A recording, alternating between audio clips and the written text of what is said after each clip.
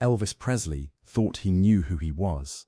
Then his supposedly dead twin brother Jesse showed up, alive, real, and identical in every way.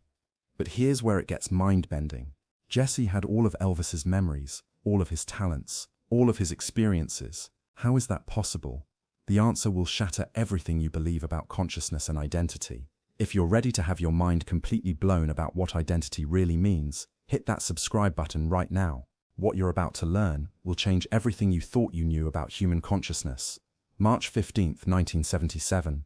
Elvis is eating breakfast at Graceland. The phone rings. Nothing unusual about that. But this call was different. "Hello, Elvis. This is Jesse, your twin brother."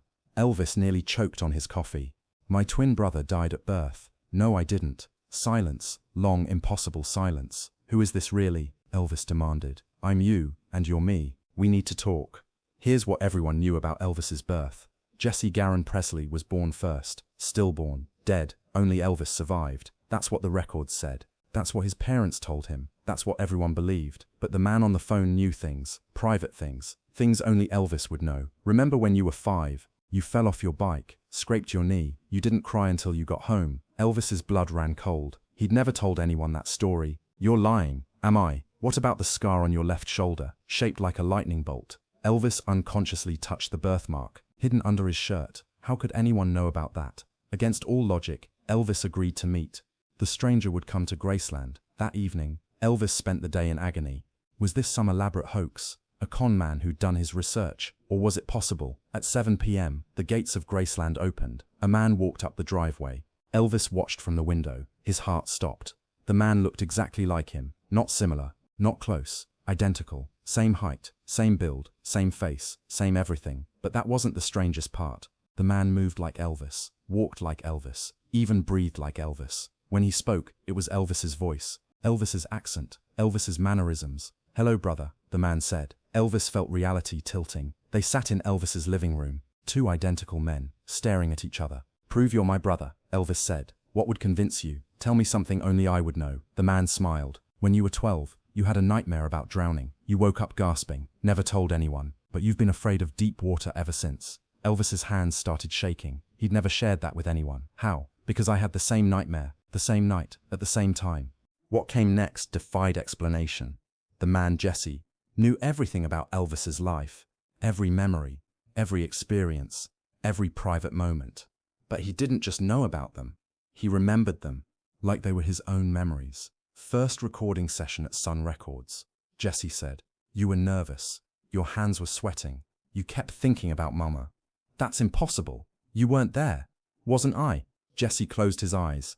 "I felt your nervousness, your excitement, your fear, like it was happening to me." Elvis had to know for sure. "Can you sing?"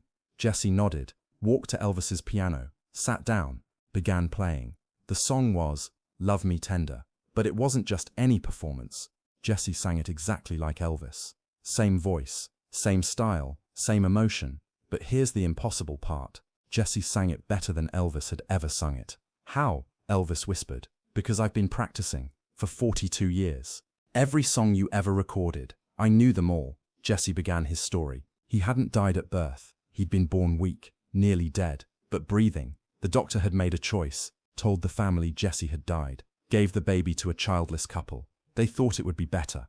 2 boys from a poor family. At least one should have a normal life.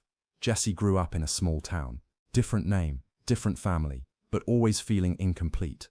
I knew something was missing. Part of me was somewhere else. As Jesse grew up, strange things happened. He would have Elvis's dreams, feel Elvis's emotions, know things he shouldn't know. When you first performed on stage, I felt it. The excitement, the fear, the joy. That's impossible, is it? We shared the same womb, the same DNA, the same soul. Jesse explained how he'd followed Elvis's career, not as a fan, as a participant. Every song you sang, I felt in my heart. Every performance, I experienced. We were never truly separated. Jesse pulled out a photograph. 2 babies, side by side, both breathing, both alive. This was taken right after we were born, before they told your parents I was dead. Elvis stared at the image. 2 identical infants, both clearly alive. "Where did you get this?" "From the doctor who delivered us. He kept it all these years, felt guilty about the lie." Jesse didn't just sing like Elvis. He moved like Elvis, performed like Elvis, even thought like Elvis. I taught myself guitar, piano.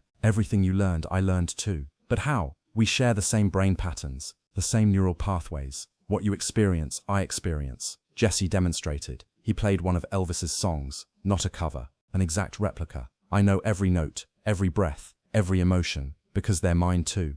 Elvis's world was crumbling. Everything he thought he knew about himself was wrong. If we're the same person, then who am I? You're the one who got to live the life. I'm the one who watched from the shadows. But we're both real, are we? Or are we two halves of the same whole? Jesse's question hit Elvis like a physical blow. Which one was the real Elvis Presley? He had Elvis think of a memory, a specific moment from childhood. Then Jesse would describe it. Elvis focused on his 8th birthday, the day he got his first guitar. Jesse's eyes went wide. You were so excited you could barely sleep. Mama wrapped it in brown paper. You knew what it was before you opened it. Perfect accuracy. Every detail correct. Now you try, Jesse said. Think about one of my memories.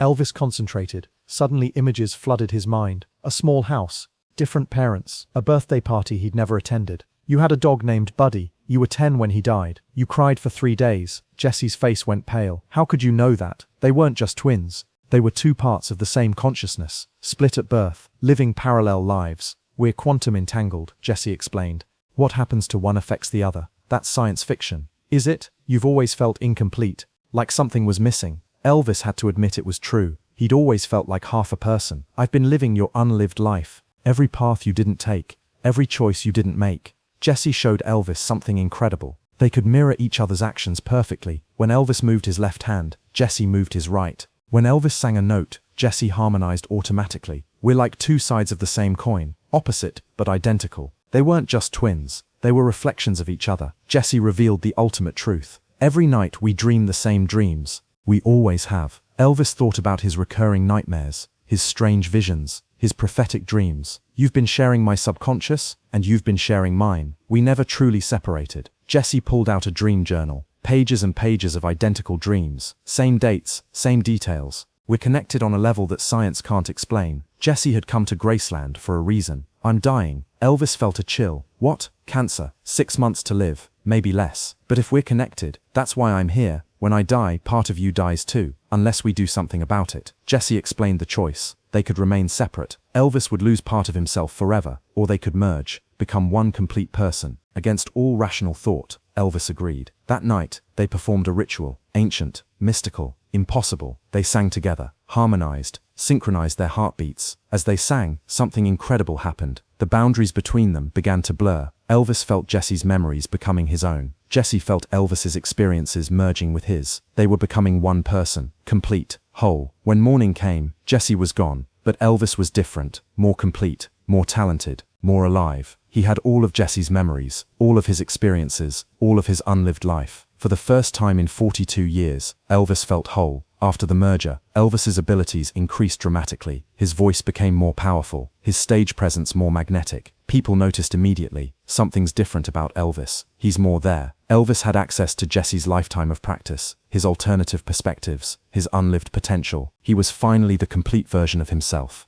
Elvis's last concerts were his best. He performed with the skill of 2 lifetimes, the experience of 2 perspectives. Critics called it his greatest artistic period. If only they knew the truth. Elvis wasn't just performing. He was performing as his complete self for the first time. When Elvis died 4 months later, he died as a complete person. Whole, unified, perfect. The merger had given him everything he'd been missing, but it had also completed his destiny.